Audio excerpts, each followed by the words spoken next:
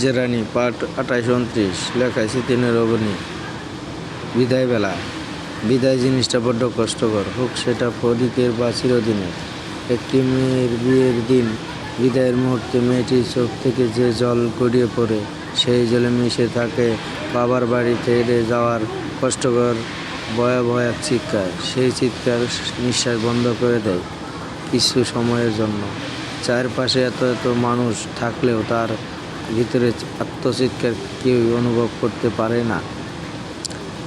বাবা মা তার রাজকন্যাটাকে যখন একটা ছেলের হাতে সারা জীবনের জন্য তুলে দেয়, সেই মুহূর্তে বাবা মায়ের বুকের মাঝে বোবা চিৎকার হাউমাউ করে ওঠে।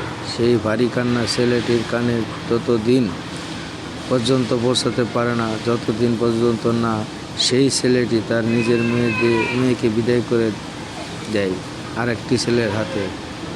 মেয়েদের জীবনের অদ্ভুত জীবন, সেই জীবনটাকে মরণের সীমা পর্যন্ত এগিয়ে নিতে নানান রকম স্যাক্রিফাইস করতে হয়।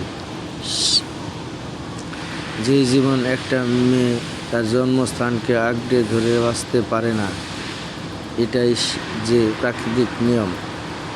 মাইশা কাঁদছে, প্রাণ ভরে কাঁদছে সে আজ, কারণ বিদায় বেলায় মুহূর্তটা ঘনিয়ে এসেছে তার। ভালোবাসা মানুষদের কাছেই যাচ্ছে সে, কিন্তু আর একটা ভালোবাসা পরিবারকে ছেড়ে। মোশাররফ চৌধুরী, মনিকা চৌধুরী জানেন ওদের মেয়ে সুখী হবে, তারপরও ওদের কান্নার ভাত মানছে না। অথচ প্রতিনিয়ত হাজার হাজার মা বাবারা অনিশ্চয়তার মুখে একটা মেয়েকে ছেড়ে দিতে হয়। ইস ইস, কি কষ্ট না হয় হয়তো তখন। ভাগ্য পরীক্ষার সম্মুখীন হতে হয়। যার ভাগ্য ভালো তার সব ভালো, আর যার কপাল খারাপ তাদের আবার স্বামীর হাতেই মৃত্যুবরণ করতে হয়। সময় কারোর জন্য অপেক্ষা করে না। বিদায়ের ঘণ্টা শেষে হতেই মাইশাকে নিয়ে বাসায় উদ্দেশ্যে বের হয়ে গেল সবাই। নির্জয় নীলের সাথে এক গাড়িতে বসেছে। নীলের দিকে তাকিয়ে রাগী সুরে বলে উঠল নির্জয়, ছেলেটাকে তুই মেরেছিস তাই না রে? এক নজর নীরবের দিকে তাকে না বোঝার ভান করে বলে উঠল নীল, কোন ছেলে? তুই হয়তো মাঝে ভুলে যাস, আমি তোর বেস্ট ফ্রেন্ড। তোর মুখ দেখলেই আমি সব বুঝতে পারি। শাফিন নামের ছেলেটাকে তুই মেরেছিস, কিন্তু কেন? সামনের দিকে তাকিয়ে গাড়ি চালাতে চালাতে বলে উঠল নীল, সবই যখন বুঝিস এটা বুঝিস না কেন মেরেছি? আগে বলছি ড্রাগ ব্যবসায়ী ছিল, যা এ দেশের জন্য অত্যন্ত ক্ষতিকর। তা তুই কিভাবে ধরলি আর কিভাবে মারলি? ওর পিছনে অনেক দিন আগে থেকে লোক লাগিয়ে রেখেছি। গতকাল সকালে ড্রাগ ট্রান্সফার করার সময় তার লোকেরা ভিডিও করে আর ধরে রাখে। তারপর আর কি আমি গেলাম, ততক্ষণ পিটালাম, কিন্তু ছেলেটা বড্ড পাজি। আমার মুখে মুখে কথা বলে, তাই জিহ্বাটা কেটে ফেললাম। হাত দুইটা দিয়ে আমার অনেক বড় ক্ষতি করতে চেয়েছে, তাই হাত দুটা কেটে ফেলছি। পা দিয়ে আমার পথে পা বাটিয়ে, তাই পা দুটো কেটে ফেলছি। আর চক্ষু দুটো আমার কাজের কারক দিকে নজর দিতে তাই উপরে ফেলেছি।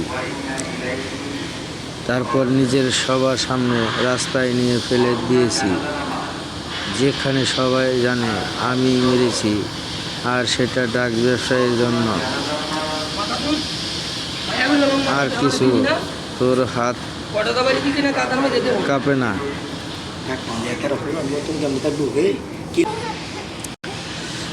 তোর হাতে কাঁপে না? উহু, অন্যায়ের শাস্তি দিলে আমার কখনো হাত কাঁপে না। হাত কাঁপলে কি আর টপ মাফিয়ার হতে পারতাম? এই দেশে এখন তোর মতো ভেজা বিড়ালের দাম নাই রে দোস্ত।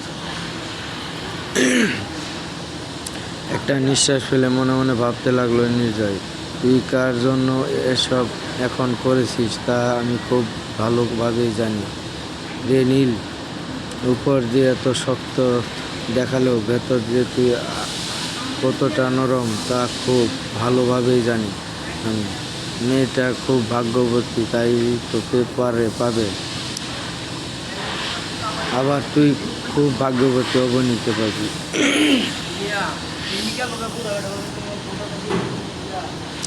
বাসর ঘরের সামনে দাঁড়িয়ে আছে সবাই। টাকা ছাড়া ভেতরে যাওয়া নিষেধ আজ নীরবের জন্য। বেচারা নীরব ভেবে পাচ্ছে না নিজের ঘর, নিজের খাট, নিজের বউ, তাও নিজের বউয়া, তাও ওদেরকে টাকা দিতে হবে কেন? কিন্তু না, তার এই কথা সবাই মানতে নারাজ। বেশ কিছুক্ষণ দাঁড়িয়ে থেকেও যখন ছাড়া পেল না, তখন পুরো ক্রেডিট কার্ডটা হাতে ধরিয়ে দিল নীলের। অসহায় মুখ করে বলে উঠল নীরব, মেরা ভাই, এবার তো স্যার। বউটা আমার একা একা বসে আছে, কে জানে কখন কে কিডন্যাপ করে ফেলে। যা ভাই যা, কালকে ভাবি আপু যেভাবে বলেছে আজকে রাতে খবর আছে, দেখ তোর ভাগ্যে কি আছে। কয়টার খবর বাজাতে তোকে। সবে হাসতে হাসতে চলে গেল দরজার কাছ থেকে। নীরব 10 মিনিট দরজার বাইরে পায়চারি করে হাঁটা দিল রুমের ভিতর।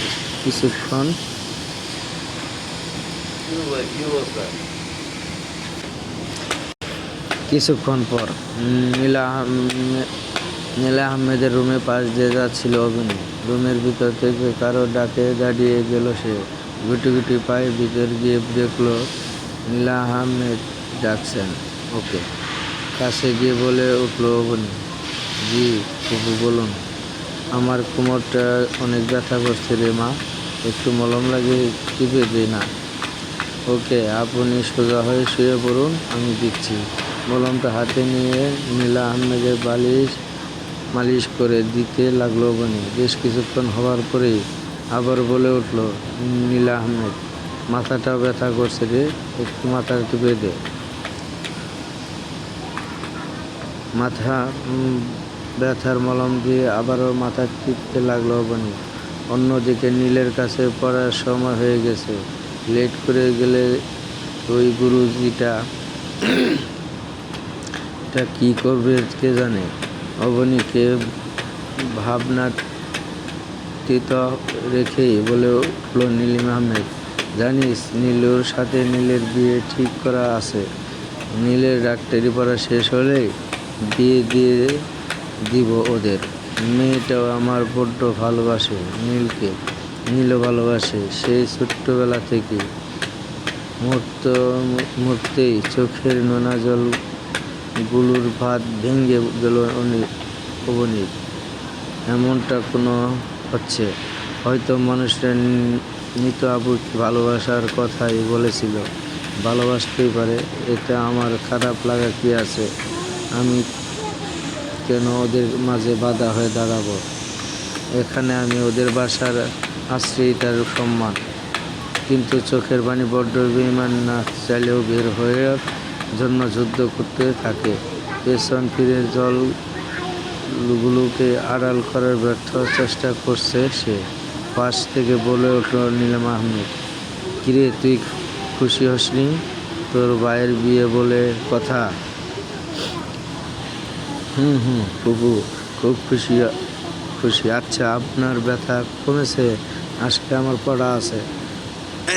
এত পড়াশোনা করে কি করবি শুনি বাবু? সেই তো কোনো এক রিক্সাওয়ালার গলায় ঝুলে পড়তে হবে।